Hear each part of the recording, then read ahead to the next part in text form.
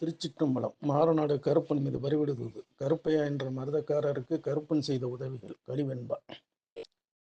அரிய கருவுருவமுன் என்றழைத்தேனேனோ தெரியா மருதக்காரரே, ஏதோ விரிசைத்தானோ என்றெண்ணி வீசி எறிந்தவாறு விஸ்வம்பட்டி மணடி வயலில் சர்க்கரை வள்ளி கிழங்கு விளைச்சலிட நீர் பாய்ச்ச அன்றிரவு கருப்பன் யான் வந்தேன் வாழ்த்தினோ நன்னுதலும் இல்லை சென்றிப்ப பூவாய் மனை உரைத்திட்டார் கருப்பன்.